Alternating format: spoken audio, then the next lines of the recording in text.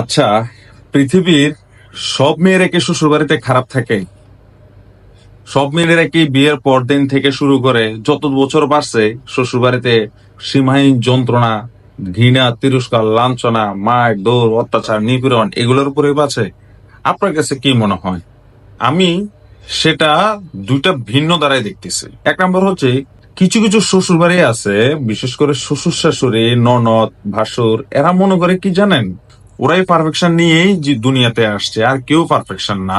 সব সময় মানে ভালো হোক মন্দ হোক আপনাদের কেউ কেউ করবে একটা মানুষকে, মানে তার গুণে না, মানে তার রূপে মানে জাজমেন্ট করবে, মেন্টালি টর্চার করবে, মানে তারা এগুলোতে আনন্দ পায়, ফুসে চিকে আনন্দ পায়। কিছু কিছু মেয়ে আছে তারা শ্বশুর বাড়িতে যাইও চায় যে আমি রাজার আলে খাবো, পায়ের উপরে পা তুলে খাবো, আমরা কেউ কিছু বলতে পারবো না, মোবাইল টিপবো, মোবাইলে চ্যাটিং করবো, এই জনের সাথে কথা বলবো, সেই জনের সাথে কথা বলবো, এগুলো নিয়ে চিন্তা করবে।